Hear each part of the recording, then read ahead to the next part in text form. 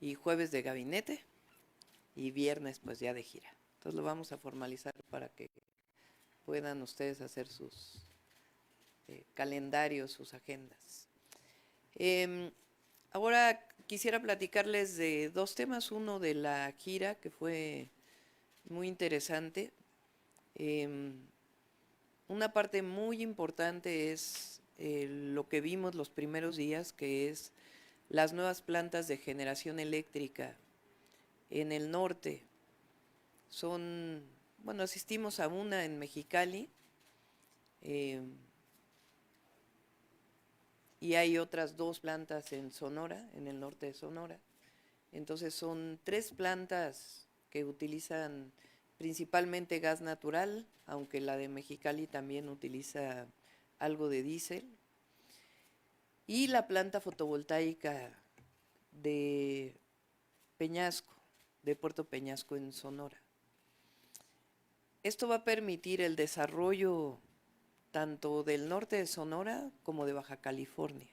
Está prácticamente terminada la línea de transmisión eléctrica de el norte de Sonora a Baja California. Es la primera vez en la historia que va a estar conectada el norte de la península de Baja California con el sistema eléctrico nacional. Esto es algo que desde que yo estudié energía era un proyecto y ahora se está haciendo realidad. Entonces esto va a permitir el desarrollo del norte de la península y al mismo tiempo del norte de Sonora. Y después visitamos, entre estas fueron 4 plantas, en realidad visitamos 2, la planta fotovoltaica de Puerto Peñasco. Esta planta tiene hoy, no llega todavía a 1 gigawatt. 1 gigawatt son 1000 megawatts. Mega es millón, entonces son 1000 millones de watts. Y quedamos en que vamos a construir para el 2025 al menos los otros 300 megawatts en esta zona. Ese fue uno de los acuerdos que tomamos ya con quien vaya a ser el director de CFE, pero mientras tanto se va a empezar a trabajar. Además de las 2 etapas, que el próximo año pueda haber otra etapa. En total son 5 gigawatts que están planteados por el plan Sonora, que los vamos a cumplir. Pero un proyecto que ya decidimos hacer para ver su financiamiento desde este año son los 300 megawatts que faltan en ese mismo lugar donde ya está las hectáreas compradas o donadas a Comisión Federal de Electricidad. Entonces esa es una noticia que queríamos darles. Por otro lado, los 2 planes de justicia que visitamos, uno el del pueblo Seri y el otro el del pueblo Yaqui. Ahí acordamos darle continuidad a los 2. Son proyectos muy importantes, no solamente por ser pueblos originarios, sino porque son pueblos, particularmente el pueblo Yaqui, que es de los pueblos que mayor represión, aniquilación, explotación, esclavismo vivieron. Los pueblos originarios del norte se consideraban como pueblos bárbaros y el interés de quitarles las tierras y el agua. Y ahora son casi 45,000 hectáreas que se regresaron de tierra y además el acueducto que se está haciendo para poder dotar del distrito de riego que va a permitir pues el desarrollo agrícola del pueblo yaqui. Hubo algo muy interesante. Por primera vez una mujer entra a una enramada de los gobernadores del pueblo yaqui. Son 8 gobernadores, que es la organización que ellos tienen. La primera vez que le dan el bastón de mando a una mujer y particularmente que una mujer entra a una reunión en donde siempre había habido hombres.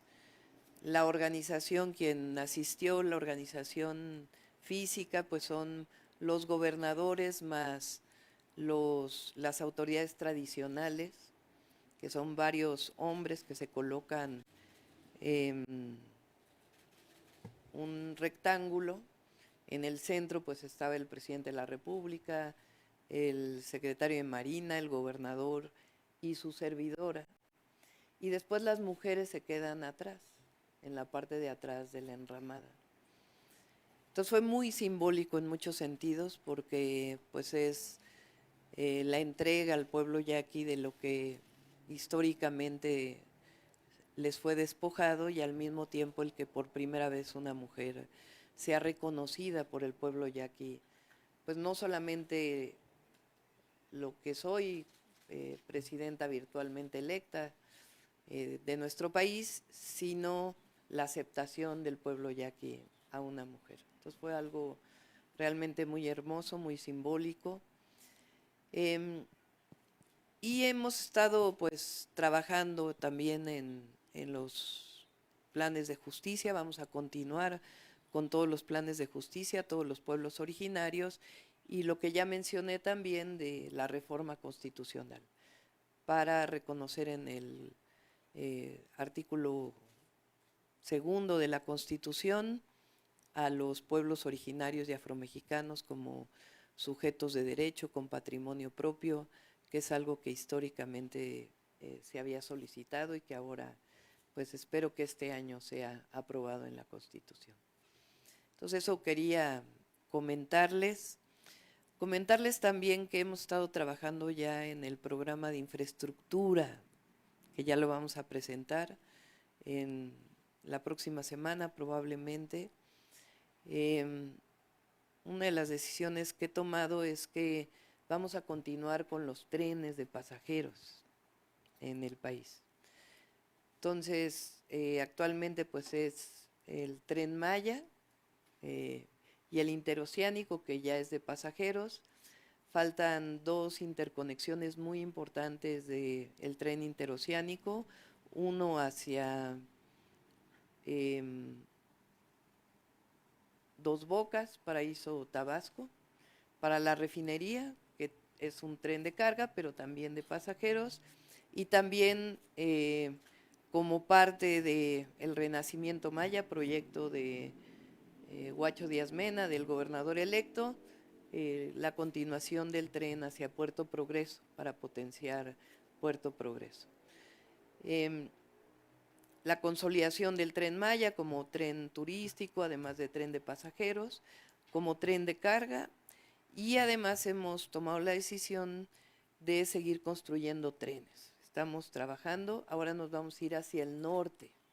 Recuerden que hablamos de varios proyectos en campaña y estamos consolidando estos proyectos. Lo vamos a presentar la próxima semana para que no haya dudas, pero el objetivo es construir 3,000 kilómetros de tren de pasajeros en el próximo sexenio. Este año fueron poco más de 1,500 kilómetros y ahora estaríamos construyendo el doble de tren de pasajeros y ya lo estaríamos presentando la próxima semana. Uno de ellos es a Nuevo Laredo, ese ya lo tenemos definido, y el otro es el que estamos trabajando ya para hacerlo, y sería de la misma manera que se ha construido el Tren Maya, una parte con ingenieros militares y otra parte con empresas. El objetivo sería incluso licitarlo en el 2024 para poderlo construir en el 2025, ya con los recursos disponibles para el 2025. Entonces, como ven, además de estar construyendo el equipo de gobierno, pues ya estamos trabajando en los proyectos y por eso hablamos de continuidad de la cuarta transformación y al mismo tiempo, pues, los nuevos proyectos que estamos desarrollando. Y en el caso de energía, pues también ya estamos, yo creo que en un mes más tendríamos una primera parte de lo que sería el proyecto de energía eléctrica particularmente. Pues es lo que quería platicarles el día de hoy y con gusto contestamos sus preguntas. Iniciamos sesión de preguntas y respuestas con Saraí Méndez de N+. Hola doctora, buen día. Muchas gracias. nos había comentado que el próximo jueves es el último de gabinete. ¿Estaríamos esperando entonces que fuera presentación de lo último que queda del legal y el ampliado, o cómo lo tiene pensado? No, el ampliado seguiría ya los otros jueves. Vamos a seguir con jueves de gabinete. ¿Cuántos más tiene pensado? Más o menos? Pues vamos a ver, son varios organismos descentralizados del gobierno y estamos pues definiendo y hablando también con quien hoy participa en estos organismos. Algunos de ellos probablemente se queden y otros pues estaríamos cambiando. Pero este jueves sería los que nos faltan, que es turismo, Sedena y Marina van a ser hasta septiembre, las últimas semanas de septiembre. O sea, este jueves esperaríamos lo que queda. Sería turismo, cultura, trabajo y lo que sería, vamos a recuperar la coordinación del gabinete, el jefe de oficina o jefa de oficina. Serían esos 4. El jefe. Él o la jefa de oficina. Bien. Por otro lado, doctora, había hablado que iba a haber una gira de agradecimiento. Sí. ¿La tiene todavía pendiente? ¿Es parte de lo que está haciendo con el presidente López Obrador o cómo lo tiene pensado? Sí, yo creo que vamos a hacer esa gira de agradecimiento hasta que entremos al gobierno, porque estas giras con el presidente nos van a ocupar viernes, sábado y domingo hasta pues prácticamente el 30 de septiembre. Entonces ya nos va a dar tiempo de utilizar viernes, sábado y domingo para las giras de agradecimiento.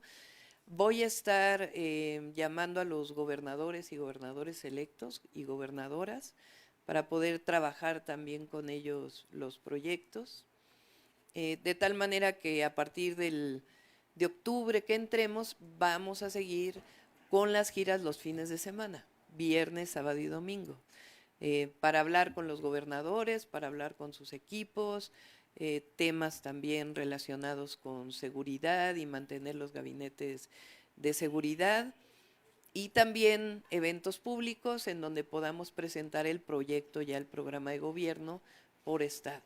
Y ahí pues vamos a aprovechar para agradecer. ¿Este fin de semana dónde va a ser la gira? Probablemente, no está definido totalmente, pero probablemente sea en el centro de la República, Ciudad de México, Estado de México, Puebla. Probablemente. Gracias, doctor. Gracias. Siguiente pregunta de Janet Gali, de La Chispa. Doctora, muy buenos días. Buenos días. Preguntarle, nos comentaba ahorita que bueno, ya todos estos programas que quedaron pendientes hacia los pueblos originarios los va a complementar, van a continuar con este trabajo. ¿Quedaría algo en específico que queda aún? Hay pendientes de los planes que ya están en desarrollo y si mal no me acuerdo son 16 planes los que ya se tienen, pero los pueblos originarios pues son más, son al menos 68 lenguas. Evidentemente hay que hacerlo de manera estatal y poco a poco, porque el plan de justicia no es que llegue el gobierno a imponer, sino a través del Instituto Nacional de Pueblos Indígenas se hace un diálogo de tal manera que se vea pues cuáles son las necesidades y a partir de ahí se van construyendo los planes de justicia. Entonces el objetivo es, además de la reforma constitucional, continuar con los planes de justicia, avanzar en los pendientes de los que ya se tienen y al mismo tiempo los nuevos planes de justicia. Ayer veíamos que el presidente se comprometió a regresar a entregar las obras. Va a regresar con él. Vamos a regresar con él, sí. Y, doctora, ¿qué es lo que piensa, qué es lo que está pasando contra todos los ataques que están hacia Morena de parte de los opositores para que no logren la mayoría absoluta en el Congreso? Pues está definido yo la verdad creo que es pues porque algo tendrán que decir, pero es muy clara las reglas fijadas por las leyes electorales de cómo se construyen las mayorías. ellos casi lo que quieren es que se haga por coalición, pero pues eso está fuera de la ley. Entonces Morena, con el número de votos que obtuvo, pues se considerarán sus diputados o diputadas plurinominales, igual en el caso del Partido Verde, igual en el caso del Partido del Trabajo, y en el Senado de igual forma con las listas del Senado. Entonces no hay mucho. ¿Qué tiene que considerarse adicionalmente, digamos, de nuevas reglas que están establecidas? El número de mujeres, o sea, que realmente haya paridad de todos los grupos de representación, indígenas, LGBT, personas con discapacidad, etcétera. Es decir, que todo quede dentro de el marco y las normas que se han establecido, pero en realidad pues no hay mucho que discutirle.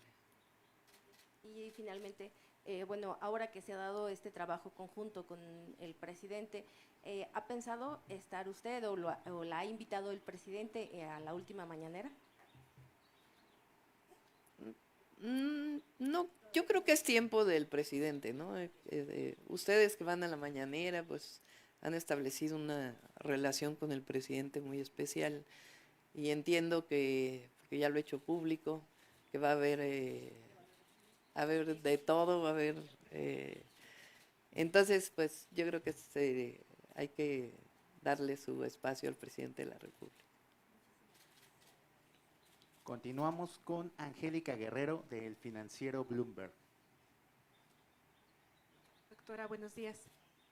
Yo le quiero preguntar sobre, en el marco de la reforma al Poder Judicial, de las declaraciones que hizo la semana pasada, me parece, la ministra Loretta Ortiz, que mencionaba que las fallas muchas veces del Poder Judicial tienen que ver, o el gran desafío, dijo incluso, de este sexenio, son las fiscalías, que las carpetas no llegan bien integradas y que pues prácticamente después se culpa al Poder Judicial.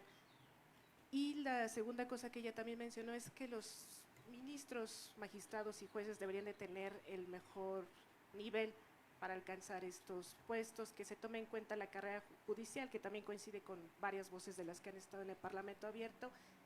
Y hoy incluso el presidente dice que tampoco está de acuerdo, ni tampoco en los 5 años que menciona ahí la reforma. ¿Cuál es la opinión de usted, doctora, en estos dos temas? Por favor, gracias. Bueno, ustedes saben que yo estoy de acuerdo en la elección de los jueces, magistrados y ministros. Ahora en este diálogo que se está abriendo, este Parlamento abierto, se ha planteado la posibilidad de que no todos sean electos en el mismo momento. Hay que revisarlo.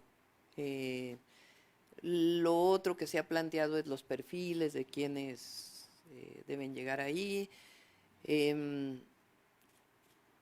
Yo coincido plenamente, pues es que deben ser personas honestas. Y creo yo también, lo platicaba ahora que estuvimos en las reuniones con Ricardo Monreal, con Nacho Mier y estaba Dan Augusto, creo que también se tiene que fortalecer la escuela del Poder Judicial o su relación con otras universidades, escuelas de derecho, etcétera, que permita que los jueces pues estén actualizando de manera permanente, que está el tribunal ahora que los va a evaluar, pues no solamente es una evaluación desde mi perspectiva de que no hayan cometido un error que esté vinculado con actos de corrupción, o que no son errores sino actos de corrupción, sino también pues cuál es la actuación permanente de un juez o de un magistrado, que hoy el Consejo de la Judicatura en realidad no evalúa más bien cuestiones administrativas que de fondo. Pero yo sí creo que tiene que renovarse el Poder Judicial. Miren, cuando nosotros llegamos al gobierno de la ciudad, por esta idea de que si es la Fiscalía o es el Poder Judicial, una de las primeras acciones que hicimos cuando llegó Omar García Harfuch a la Secretaría de Seguridad Ciudadana, en donde la Fiscalía es parte, digamos, de el proceso para detener a un delincuente. Cuando llegamos, no había habido nada. Recuerden que primero tuve un secretario, después llegó Omar. Resulta que en las televisiones del C5, en las pantallas del C5, ya se había visto que había policías, incluso con equipos importantes, afuera del lugar donde vivía el jefe de la Unión Tepito. Es decir, había policías que protegían al jefe de la Unión Tepito. Entonces lo que se decide hacer es un operativo muy grande para entrar a ese lugar a detener a tanto delincuentes como policías que también eran delincuentes. Se hace una detención muy importante, se llevan al Ministerio Público, federal entonces creo, y a los 3 días salen todos. Y el argumento del juez que vio ese caso es que los policías habían puesto en su informe policial homologado que los habían detenido adentro de un lugar y no afuera, o afuera y no adentro, no sé cómo era exactamente, no recuerdo si era que adentro o afuera. Como a veces pasa, de que el informe policial y el Ministerio Público establecen. Entonces, el Ministerio Público presenta de acuerdo al informe policial homologado y el juez dice, no, salen todos porque en lo que dice ahí, dice que los detuvieron adentro cuando en realidad era afuera. Y en aquella ocasión, recuerdo que yo dije, ¿y qué con las otras pruebas? ¿Y qué con el contexto?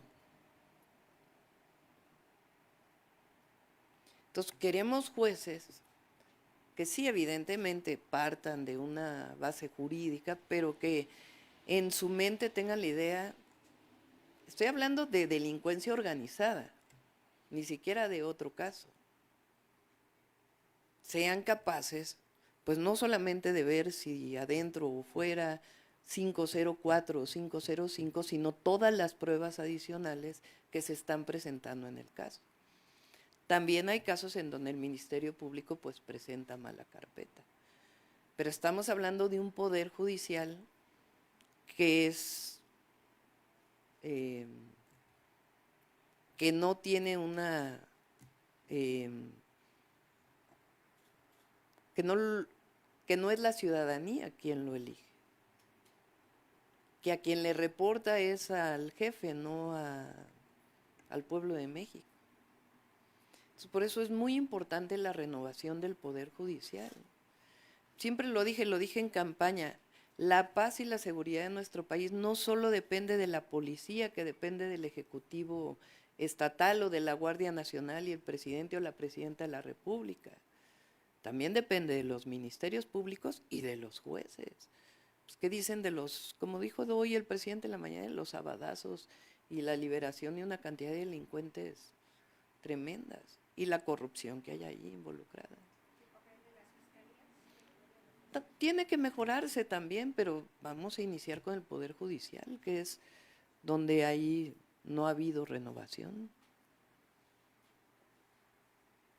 Siguiente pregunta de Jordana González, de Ruido en la Red. Hola, buenas tardes, doctora.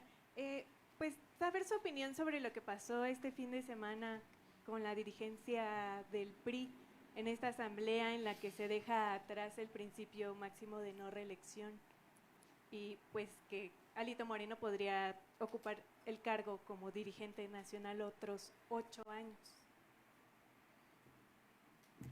Pues es un poco una muestra de, pues, ¿qué es el PRI ahora? La derrota cuando ocurre, como ocurrió ahora en el PRI, en el PAN, pues miren lo que, pues hay una discusión adentro tremenda, la discusión que hubo entre Calderón que ya fue presidente, y la dirigencia actual, o de, ¿cómo se llama el que fue secretario del Trabajo? Con Javier Lozano y Marco Cortés.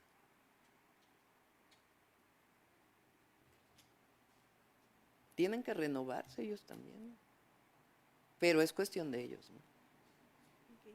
Y también saber su opinión sobre la disputa que hay por la alcaldía Cuauhtémoc acá en la Ciudad de México. Pues usted como jefa de gobierno sabe que la Cuauhtémoc es la joya de la corona.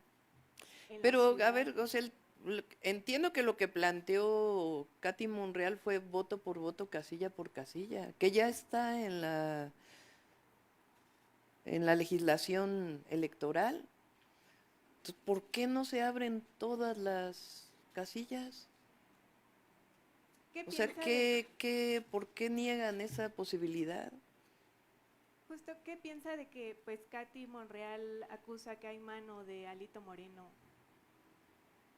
Bueno, yo presionando a no, lo los que no entiendo es por qué no se abren o no se abrieron todas las casillas, ¿por qué? que se detuvo, ¿no? O sea, si tienen la certeza de que ganó el PRIAN en la Cuauhtémoc, pues ¿por qué no se vuelve a contar los votos? ¿Por qué cerrarse a eso? ¿Qué problema tiene que se abran? Si están seguros del triunfo, ¿qué problema tiene? A ver, si estuviera otro tema, discusión de anulación incluso por otros temas, pero lo que se está pidiendo es que se abran todas las casillas, que se vuelvan a contar los votos. En uno de los distritos, falta otro.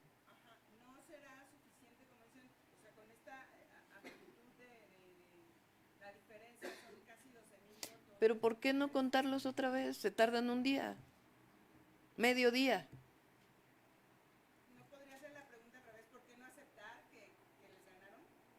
No, ¿por qué no se cuentan los votos? Hay una duda por parte de una de las candidatas. Si fuera al revés, es decir, si cuando se planteó por parte del PRIAN que se abrieran todas las casillas de la presidencia, yo dije, adelante, no tengo problema. Si fuera al revés, de que alguien del PRIAN está pidiendo que se abran todas las casillas de una candidatura que ganó Morena, adelante. O sea, yo creo que tiene que haber certezas. Entonces, lo que se está pidiendo es que se cuenten los votos. No veo por qué no. Ul- Pues yo no veo por qué no tiene que... ¿Qué problema tiene volver a contar los votos si están tan seguros del triunfo? Si hubiera otro tema, bueno, pues a lo mejor estuviera a discusión, ¿no? Pero es contar los votos. Pues que se cuenten los votos. Última pregunta de Carlos Navarro, de El Heraldo. Ahorita te doy la palabra. Buenas tardes a todos y todas. Doctora, ¿qué lectura le da lo que está pasando en distintas partes del mundo? En Reino Unido, prácticamente la derecha, ya la gente se hartó de la derecha y votó por el Partido Laborista. Lo que pasó ayer en Francia, la izquierda gana después de los primeros resultados donde la ultraderecha se había posicionado. ¿Qué lectura le da a esto que está pasando justamente con los proyectos de izquierda y derecha, además de lo que cuando usted, por ejemplo, ganó acá la izquierda? ¿Qué lectura le da al movimiento a nivel mundial? Yo creo que son varios temas, ¿no? Uno es, Europa ha vivido varias guerras y yo creo que el nazismo, esta derecha recalcitrante, pues cala todavía en la memoria colectiva y qué bueno. Y por otro lado tiene que ver también con proyectos económicos. Y yo creo que Europa se distinguió durante mucho tiempo por los estados de bienestar.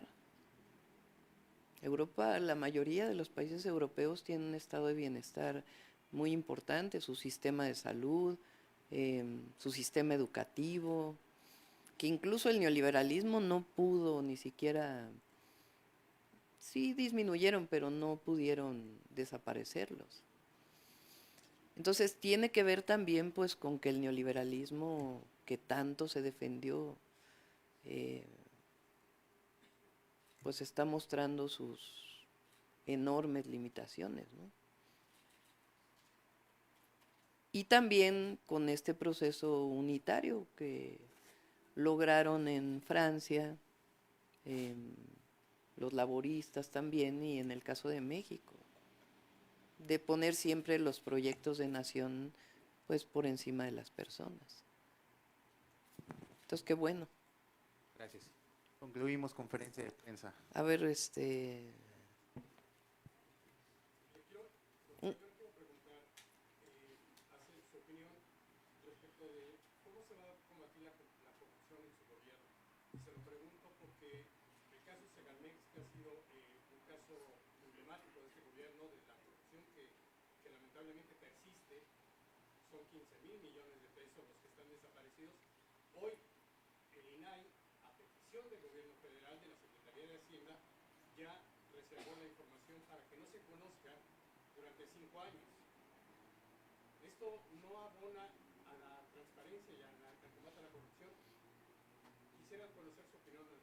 sí, no conozco este tema de que se reservó la información, no lo conozco.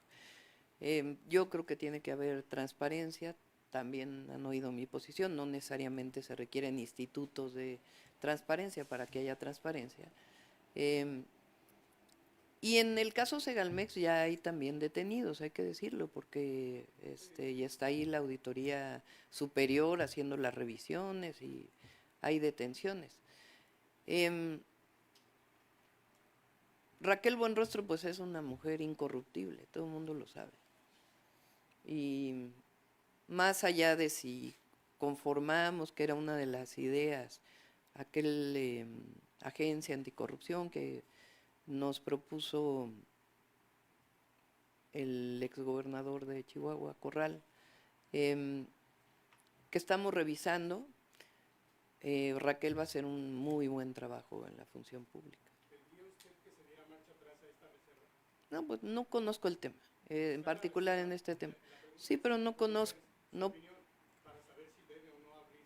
Por eso, pero no, déjame revisar el tema antes de dar una opinión.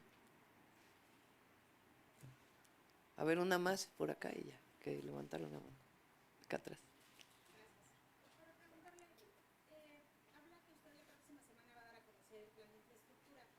El de los trenes, sí.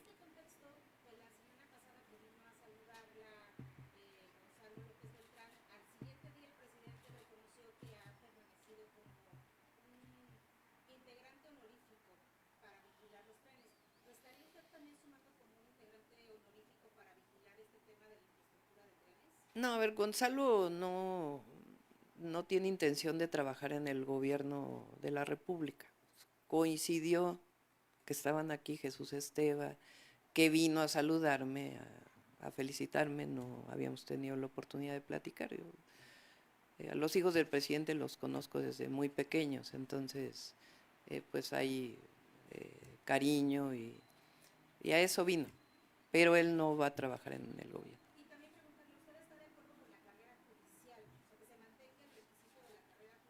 Sí, hay que ver cómo puede mantenerse el tema de la carrera judicial, pero sí que se elijan los jueces. O sea, y tampoco puede ser que los que tengan 10 años de experiencia pues van a quedar los mismos. O sea, a ver, un juez que lleva 10 años, si le pones, solamente puede ser sujeto de elección aquel que lleva 10 años de juez. Pues, ¿qué caso tiene? Vea que lo decidan los diputados, ¿no? Pero yo sí creo que tiene que refrescarse y entrar gente nueva, jóvenes. No sé cómo establecerían esos requisitos. El tema principal es que se renueve el Poder Judicial. Y ahí no es solamente una opinión personal. Ya vieron las encuestas, la propia elección. Entonces, la gente quiere, el pueblo quiere que se renueve el Poder Judicial. Finalizamos conferencia. Muchas gracias.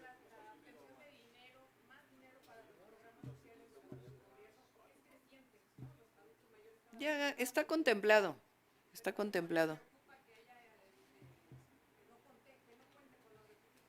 No, vamos a ser muy responsables. Gracias. Compañero. Sí. Saber, la candidata del PAN PRI PRD, Alessandra Rojo de la Vega, acusó que Ricardo Monreal, integrante de su campaña, estaba influyendo con compadrazgos para que el Tribunal Electoral de la Ciudad de México ordenara el recuento de los votos. Saber su opinión, y al mismo tiempo Katy Monreal acusa que Alito Moreno está también influyendo, pero en el Tribunal Electoral Federal. Pues también por eso tiene que renovarse el poder, el Tribunal Electoral, para que no haya ninguna suspicacia de que alguien esté influyendo. El tema central es, ¿por qué no se abren todas las casillas? O sea, ¿qué puede influir Ricardo Monreal en decirle que se abran todas las casillas? Pero que se abran las casillas, o sea, ¿qué prueba si se están abriendo todas las casillas? Si le dijera, anula la elección hoy, es distinto. Lo que se está pidiendo públicamente, jurídicamente, es que se abran las casillas. ¿Qué de malo hay ahí? Al contrario, están hablando de transparencia. No hay nada malo de lo que se pueda acusar. ¿Qué se está pidiendo públicamente? Que se abran las casillas para que se cuenten los votos. Gracias. Que se cuenten los votos en el caso de la Cuauhtémoc. Gracias, compañeros. Gracias.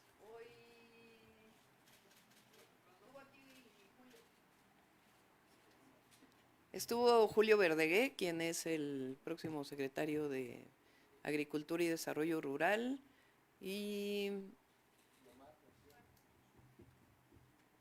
Omar va a venir, sí es cierto. Sí. En un ratito vamos a hablar del tema de seguridad. Ya puedo decirlo. Gracias.